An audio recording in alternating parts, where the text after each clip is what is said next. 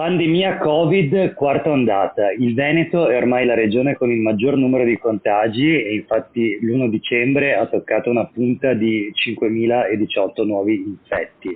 Ci sembra in qualche modo di rivedere il film della seconda ondata, che in Veneto fu un totale disastro, ma in quel caso per numero di morti. Oggi invece, grazie al vaccino, nonostante il record dei contagi, la situazione è migliore, ma comunque non è rosea, e infatti la regione, per ottimizzare gli sforzi del personale, diciamo, ha deciso di chiudere i centri tampone ai Novax, per esempio, ma soprattutto di ridurre le prestazioni non Covid.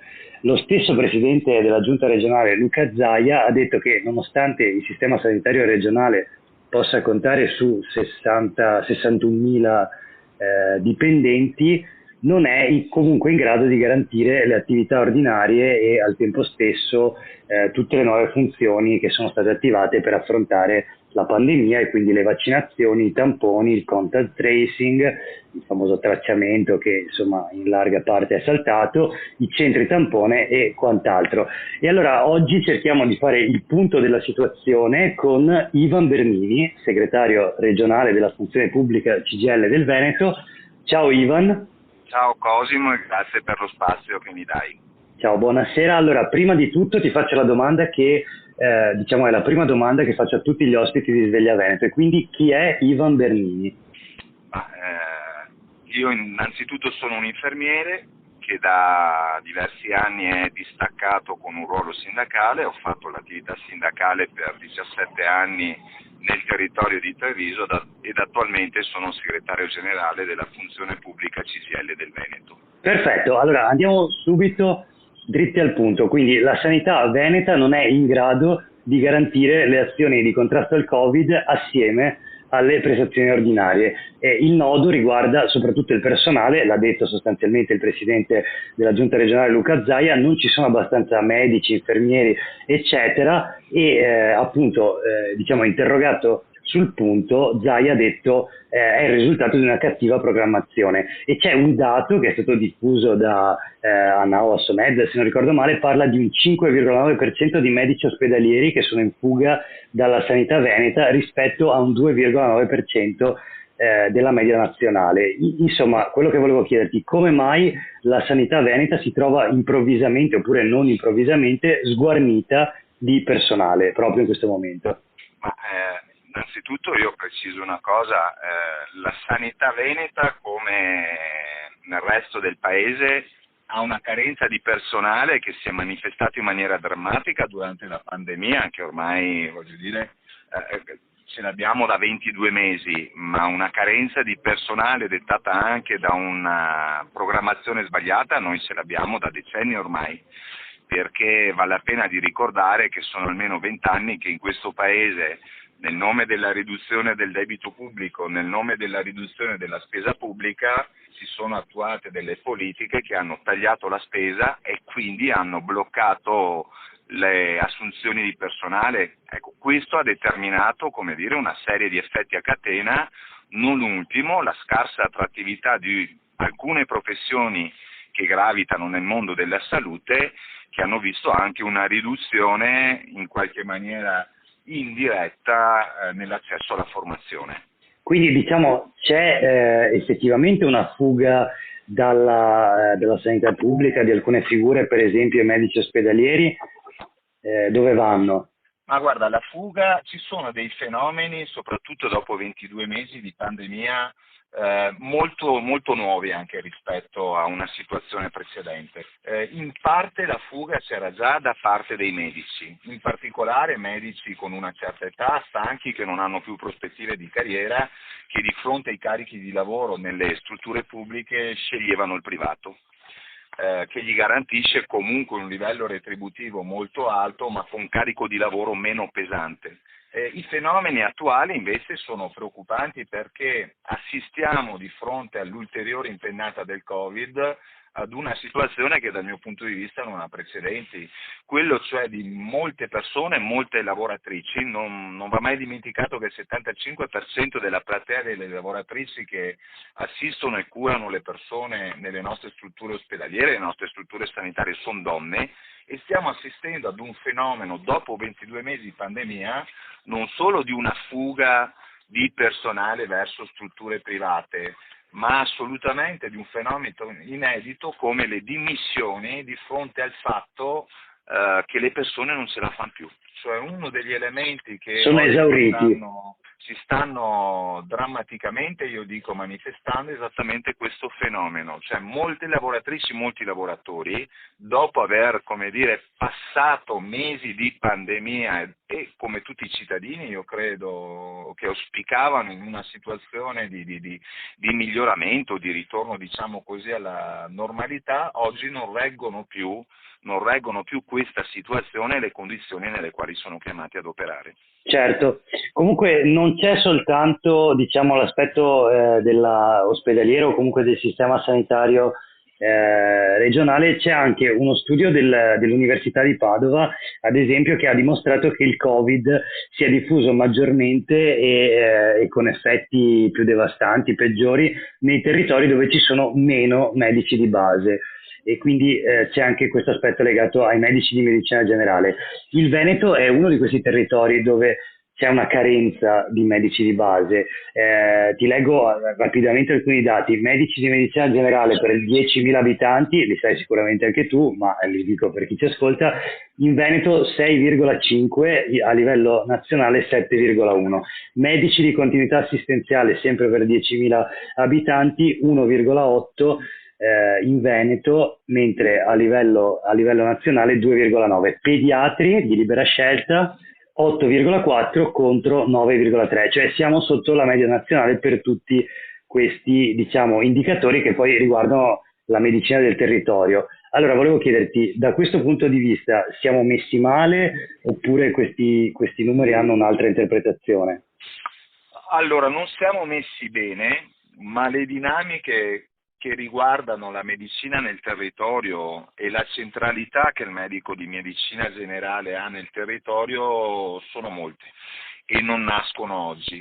Anzitutto vale la pena di ricordare che la formazione dei medici in medicina generale, che non sono dipendenti come i medici ospedalieri per intenderci, ma hanno un rapporto di lavoro in convenzione, uso questo termine, sono liberi professionisti che attraverso l'accordo quadro nazionale ottengono delle risorse da parte del pubblico per operare un'attività in convenzione con il pubblico. Allora qua ci sono una serie di ordini di problemi. Non a caso io ero ancora a Treviso quando lanciamo come CGIL una proposta, eravamo ancora nel 2012, di graduale passaggio dei medici di medicina generale da un rapporto di lavoro in convenzione a un rapporto diretto col Servizio Sanitario Nazionale. Noi lanciamo questa iniziativa per una serie di ragioni. La prima, noi pensiamo che anche per quanto riguarda la medicina generale la formazione debba essere gestita diversamente da oggi. Oggi la formazione sta in carico al sindacato dei medici della medicina generale, la FIMG, che ne stabilisce numeri e modalità. In secondo luogo, se tu vai a vederti i vecchi piani Scusami se ti interrompo, quindi secondo te, secondo voi invece la formazione deve stare in capo quindi a chi? All'università esattamente come per tutti gli altri e dentro di una programmazione pubblica esattamente come per tutti gli altri, anche perché uno degli elementi di criticità già molto presente nel passato e che noi denunciamo fin dal 2012, se noi guardiamo il piano il piano sociosanitario regionale della Regione Veneto del 2012, cioè l'atto di programmazione, determinava quella programmazione una serie di interventi, non ultimi un potenziamento di tutta la rete territoriale nella quale la figura del medico in medicina generale era centrale. È del tutto evidente però che un soggetto in rapporto di convenzione non è alla pari di un lavoratore dipendente obbligato a seguire le direttive che il soggetto ULSS gli dà.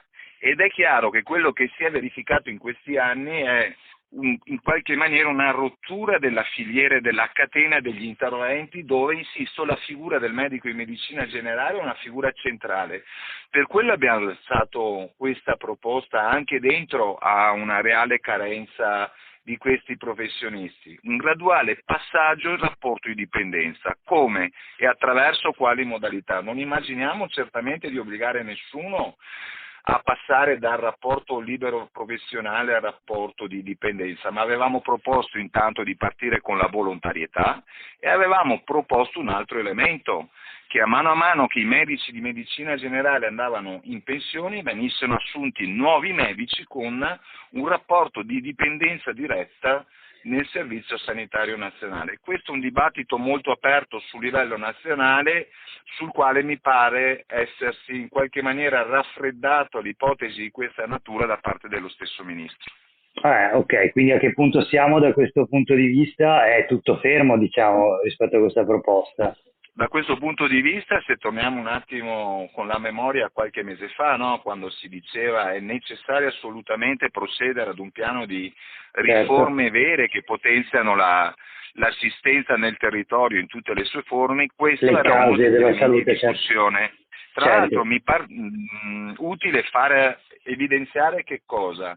Che ci sono moltissimi giovani medici di medicina generale che hanno terminato in corsi e che si affacciano nel mondo del lavoro, che rispetto ad una prospettiva di rapporti di dipendenza col Servizio Sanitario Nazionale sono molto molto favorevoli. E questo, tra l'altro, questo lo posso testimoniare in modo diretto, nel senso che ne conosco alcuni, diversi miei coetanei, ho avuto modo di parlarne e sono effettivamente, ed è vero, nel senso che e quindi forse c'è anche una questione generazionale, non lo so. C'è la stessa questione che esiste nelle strutture ospedaliere. Adesso lo dico con grande rispetto e mi scuso se utilizzo termini impropri. Così come ci sono i cosiddetti baroni ospedalieri che spesso in qualche maniera fanno da tappo per i giovani nelle strutture ospedaliere, così esistono i baroni nelle strutture territoriali. Non è un caso che sono soprattutto i giovani medici quelli più sensibili ad una prospettiva di cambiamento e di trasformazione del loro rapporto di lavoro nell'ambito del Servizio Sanitario Nazionale, anche perché per primi si rendono conto che sarebbero più gratificati e più efficaci nei loro interventi e in riconoscimento del loro ruolo. Certo, ho capito, chiarissimo. Allora adesso invece ti chiedo di tornare dentro, diciamo, l'ambito ospedaliero e in particolare nei pronto soccorso, nei punti di primo intervento, e parliamo di privatizzazioni e di chiusure, perché sono notizie, diciamo, di questi giorni. Abbiamo visto, penso ai casi di Bovolone nel Veronese e di Montagnana nel Padovano, e quindi diciamo la chiusura oppure l'affidamento a soggetti privati per la gestione di punti di primo intervento, che diciamo è il primo, appunto, il primo accesso proprio all'ambito ospedaliero da parte del paziente. Ti chiedo se ci puoi spiegare cosa sta succedendo da questo punto di vista. Ci sta saltando il tappo che già premeva sul collo di bottiglia, nel senso, per essere molto chiari, sono molti anni che soprattutto i servizi di primo accesso all'emergenza e quindi pronto soccorso non reggono i carichi di lavoro, per una ragione, perché, e questo lo diceva la Regione qualche anno fa, quando ancora nessuno si immaginava arrivasse la pandemia, in assenza di un presidio territoriale, che pure qualcuno diceva esserci, ma che non c'è, le famose, come dire, i famose medicine gruppo integrate H24, nel quale il cittadino poteva trovare risposte anziché andare e doversi rivolgere necessariamente all'ospedale, non ci sono. Tant'è che oltre il 60% degli interventi che vengono fatti in pronto soccorso sono i cosiddetti codici bianchi, cioè tutta una serie di attività che potrebbero essere esplicate nel territorio da parte del medico di medicina generale o lo staff, diciamo, dalla guardia medica. Ma quindi è un problema di, diciamo, programmazione, di organizzazione del servizio? È un problema cronico e di organizzazione, perché ritornando al 2012 si diceva nel nostro piano che dovevano partire le medicine di gruppo integrate, le unità, diciamo, di accoglienza primaria, che dovevano partire gli ospedali di comunità, che dovevano partire tante cose che in qualche maniera fornissero al cittadino una risposta più immediata e soprattutto sussidiaria, vicina alla propria comunità. Queste cose non sono mai partite. Quello che invece è partito nel Veneto come altrove è la riduzione dei posti letto ospedalieri, ed è una discussione questa molto molto vivace, Certo. perché nessuno ha mai messo in discussione il tema che l'ospedale dovrebbe essere il luogo delle acuzie. Il punto vero è che se tu vuoi andare ad una riduzione dei posti letto ospedalieri devi offrire qualcosa di diverso al cittadino. Quello invece che abbiamo assistito, questo è stato la riduzione di posti letto ospedaliero senza alcuna alternativa per il cittadino. Cioè, diciamo, è stato tagliato l'ospedale e però non è stata costruita la medicina del territorio, tanto promessa, diciamo. Esatto. La morale, e questo poi agisce anche sul tema che tu hai posto, tagli e riduzione di posti letto, non investimenti e non offerta di servizi in alternativa sul territorio, eccessivo taglio della spesa pubblica col blocco delle assunzioni hanno determinato esattamente la situazione che stiamo vivendo. Che cosa sta facendo le pubbliche amministrazioni?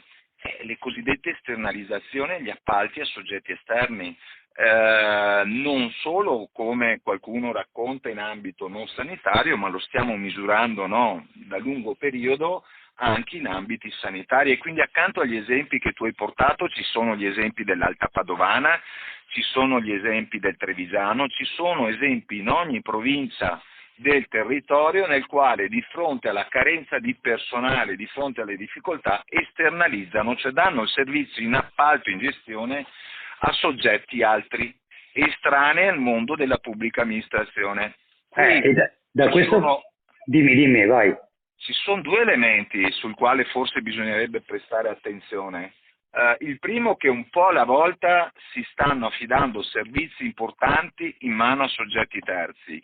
Il secondo elemento è che molti di questi soggetti terzi non sono più quelli che qualcuno anche nell'area più progressista ha in mente, cioè il mondo del terzo settore della cooperazione sociale, ma sono grandi multinazionali che stanno penetrando nei servizi sociosanitari anche della nostra regione. Per fare affari. A questo ci associo, certo, insomma, l'obiettivo del pubblico per definizione è quello di dare, come dire, un servizio ad un cittadino dentro ad elementi considerati diritti, beni comuni, chiamiamoli come vogliamo, e l'obiettivo delle pubbliche amministrazioni è fornire un servizio considerato un diritto dentro certamente elementi, come dire, di qualità e di economicità, ma l'obiettivo di un privato, a meno che io che non sono un esperto economista non mi stia sbagliando, è il profitto. Su questo bisogna fare molta attenzione, perché proprio l'altro ieri il Presidente della Repubblica ha firmato il decreto legge concorrenza, inserito tra le riforme che il nostro Paese è obbligato a fare nell'ambito del Piano Nazionale di Ripresa e Resilienza. Quel decreto legge adesso dovrà essere convertito in decreto legislativo da parte di Parlamento entro 6 mesi, e qua serve grande attenzione da parte, io dico, anche delle comunità e della cittadinanza, perché in quel decreto concorrenza si dicono delle cose che pongono delle riflessioni importanti. Quel decreto ti dice che tutto si può mettere a mercato. Quindi, per meglio tradurlo, non solo posso decidere, anzi sono obbligato a mettere a mercato in gara, e quindi impossibile a parti esterno pezzi di servizi pubblici locali, pensa ai rifiuti, pensa all'energia, pensa ai trasporti, certo. Ma attenzione, perché dentro quel decreto, quando si parla di tutti i servizi, si parla anche dei servizi sociali, e si parla anche dei servizi sanitari. Quindi noi siamo un paese già penetrato molto da multinazionali che stanno investendo da anni sull'IT, Certo, sul sistema infatti residenziale. da questo punto di vista e di questi giorni, lo ricordo perché ne abbiamo parlato nei giorni scorsi in questo podcast, il boom delle prestazioni nelle cliniche private proprio del Trevigiano, c'era questo dato del più 40% delle prestazioni proprio nelle cliniche private, ma comunque la cosa che a questo punto ti devo chiedere, alla fine di tutto questo ragionamento, secondo te si può garantire il diritto alla salute con un sistema sanitario gestito dal privato e quindi da queste dinamiche che hai descritto? Perché il punto è questo, no? C'è chi Certo. Allora io penso questo, che era la discussione, no? Ti ricordi del cambierà tutto, bisogna fare le riforme. A un certo punto si diceva in maniera trasversale tra le stesse forze politiche che oggettivamente si riconosceva che laddove era forte il servizio pubblico c'era stata una miglior gestione dell'emergenza pandemica e si diceva anche che in ragione di questo ragionamento... Scusa se ti interrompo, è il famoso caso della prima ondata, il modello diciamo della Lombardia con metà sistema sanitario sostanzialmente in mano al privato e solo metà al pubblico, e invece per esempio il confronto con un sistema di altre regioni, tra le quali per esempio il Veneto, in cui sicuramente c'è una presenza anche del privato, ma comunque con il pubblico che ha sicuramente un ruolo molto più importante, che di nuovo in Lombardia era, per chiarire questo riferimento, correggimi se sbaglio.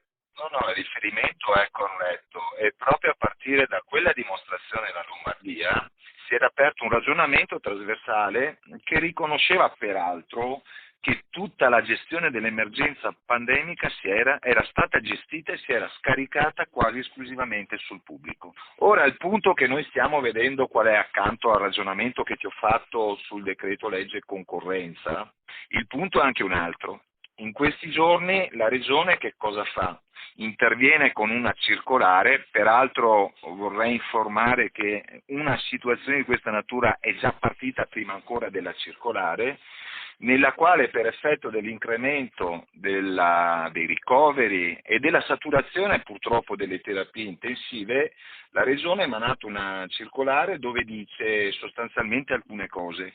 La prima, che si ritorna ad organizzare le strutture ospedaliere come nelle fasi precedenti, cioè più posti di terapia intensiva dedicati al Covid, più posti letto di terapia semi-intensiva, ospedali Covid dedicati. Si dice una cosa per la quale noi abbiamo chiesto un incontro urgente che ci sarà la settimana prossima, che laddove ci sono le risorse che erano state utilizzate per i lavoratori per il superamento delle liste d'attesa si utilizzano quelle, se ancora ci sono, ma non dice che altre risorse tu metti per il personale per gestire l'ulteriore nuova fase pandemica, ma si dice una cosa che non è di poco conto. Come nella fase precedente anche le strutture private potranno essere coinvolte, dice quella circolare, e noi su questo abbiamo posto un tema, perché se potranno essere coinvolte significa che anche le strutture private del Veneto, che non sono tantissime ma ci sono soggetti che compartecipano alla gestione dell'emergenza, prevedendo ad esempio che anche dentro a queste strutture si identificano i posti letto Covid e tutto quello che serve, o se invece questa affermazione serve a dire un qualcosa che a questo punto sarebbe abbastanza preoccupante. E cioè, mentre il pubblico deve gestire l'emergenza, al privato possiamo affidare quello che il pubblico ordinariamente non riesce a fare avendo bloccato le attività spostandole sul privato. Lo dico perché ti ringrazio, scusami per aver introdotto questo tema, che era l'ultima domanda, tra l'altro, me l'ero tenuta alla fine, perché appunto è una denuncia che hai fatto tu, che avete fatto come funzione pubblica CGIL Veneto nei giorni scorsi, era sui quotidiani 2 giorni fa, e quindi era un po' l'ultimo tema che volevo tenere per questa chiacchierata, per cui ti ringrazio. E volevo, prima di andare avanti, ricordiamo un attimo quante sono le prestazioni diciamo sanitarie che dall'inizio della pandemia ad oggi sono state rimandate, rinviate in Veneto, e quante sono state recuperate, perché è bene avere in mente i numeri. Allora, ti dico con grande onestà che il calcolo non è così semplicemente ricavabile. La Regione ha indicato in 500.000 le prestazioni non erogate a causa del Covid. Esattamente, questo è il numero che leggiamo infatti su tutti i giornali, Ma mezzo i milione di prestazioni. 500, ma il mezzo milione di prestazioni noi non sappiamo se siano riferibili a tutte le prestazioni o a prestazioni campione. Primo elemento. Il secondo elemento che vale la pena di considerare, lo dico perché noi siamo usciti per l'ennesima volta dicendo che dopo 22 mesi noi siamo per l'obbligo vaccinale di tutta la popolazione perché non ci sono alternative. Ora anche su questa ennesima posizione che noi abbiamo ripreso siamo stati molto attaccati da persone, anche da parte dei nostri iscritti, considerandola una posizione sbagliata perché non si può obbligare nessuno a fare un qualcosa che interviene sui diritti individuali delle persone. Io tengo a sottolineare un elemento però. L'emergenza pandemica, emergenza sanitaria, nel momento in cui ci sono 500.000 prestazioni non erogate, nel momento in cui cioè un cittadino o perché ha paura di andare in ospedale per il Covid e rinuncia alla prestazione o perché non riesce materialmente a fare quella prestazione perché è rinviata, allora io penso e noi pensiamo che se parliamo di tutela fondamentale della salute, i diritti collettivi delle persone talvolta necessitano di interventi che possono anche limitare le libertà individuali. Perché bisogna chiedere a quelle persone che stanno male e si vedono rinviare di mese in mese una prestazione necessaria cosa ne pensano.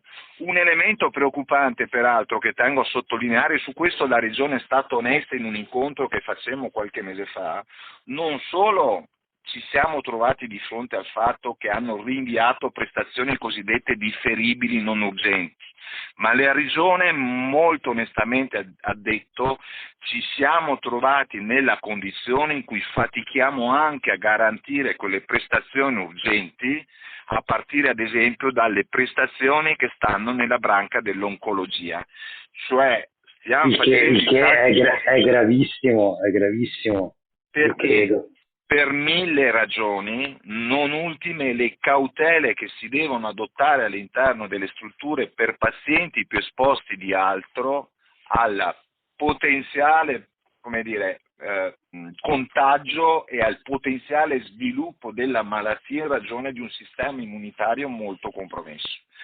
Allora, si parla di 500.000 prestazioni, probabilmente sono anche di più.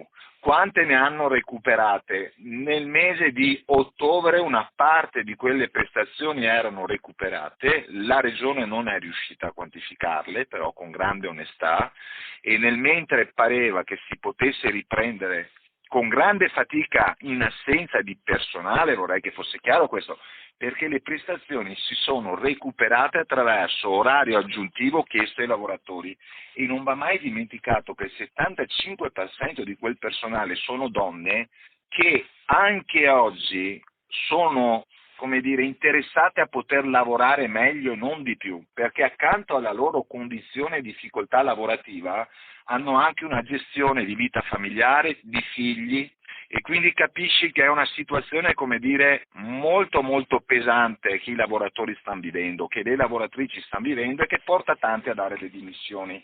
Il punto da cui siamo partiti. Non sappiamo quante sono in realtà le prestazioni. Il dato preoccupante, ecco questo, tornando alla tua domanda di prima, vedremo se è confermata perché insomma quando si dice qualcosa bisogna avere una certezza, ma pare che ad esempio alcune prestazioni delle branche ortopediche siano già state spostate dal pubblico al privato. Sta cosa qua non può andare bene. Anche perché parliamo comunque di prestazioni che sono in ogni caso pagate con soldi pubblici, insomma, che poi sarebbero appunto i soldi diciamo di un fondo, correggimi se sbaglio, specifico approvato dal governo proprio per la riduzione appunto delle liste d'attesa, quindi parliamo sempre di soldi pubblici. Parliamo del Fondo Sanitario Nazionale che pure è stato incrementato di 2 miliardi nel corso dell'anno, ed è una notizia positiva, che serve ad erogare i cosiddetti LEA, i livelli essenziali di assistenza, cioè tutte quelle prestazioni che il nostro servizio nazionale eroga a tutti, non gratuitamente. Ecco, gratuitamente sarebbe sbagliato, perché la sanità pubblica non è gratuita, la sanità pubblica è un diritto universale nei LEA che tutte le persone per bene, diciamo, che pagano le tasse contribuiscono a far funzionare. Quindi stiamo parlando di soldi che vengono erogati per garantire i livelli essenziali di assistenza. Sarebbe troppo lunga la discussione su come funziona nell'ambito del privato accreditato e convenzionato, che ha dei limiti di budget nell'utilizzo, eccetera, ma sta saltando il sistema. Il rischio vero che io vedo è quello di abituarci ad una sanità pubblica che gestisce l'emergenza, abituando i cittadini a rivolgersi alle strutture private per vedere delle risposte rispetto a dei loro bisogni di salute che ordinariamente dovrebbero essere dati dal servizio sanitario. Chiarissimo, chiarissimo Ivan. Allora, con questo direi che possiamo concludere questa chiacchierata, se non vuoi aggiungere altro, e ti chiedo, Ivan Bernini, segretario regionale della funzione pubblica della CGIL del Veneto, ti chiedo se hai un saluto, una cosa che vuoi dire agli ascoltatori di questo podcast Sveglia Veneto.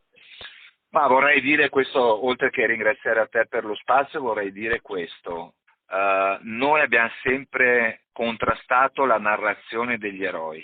Oggi ci troviamo in una situazione nella quale migliaia di lavoratori, anche nella nostra regione, stanno faticosamente operando per garantire il diritto alla salute a quasi 5 milioni di persone. Allora io credo che questi lavoratori debbano sentire materialmente anche tutta la solidarietà da parte di tutti, perché purtroppo quello che stiamo vedendo anche in queste settimane è che, così come siamo passati, come dire, dalla retorica degli eroi che noi non abbiamo mai condiviso ad un altro tipo di retorica, oggi quei lavoratori che sono sotto pressione, che sono persone come tutte le altre, che hanno una famiglia, che hanno delle emozioni e che vivono con sofferenza quanto hanno vissuto e che quanto ancora dovranno dover vivere dentro a questa terribile stagione, hanno bisogno anche del rispetto da parte delle persone e non di aggressioni come quello che stiamo vedendo, o di un odio diffuso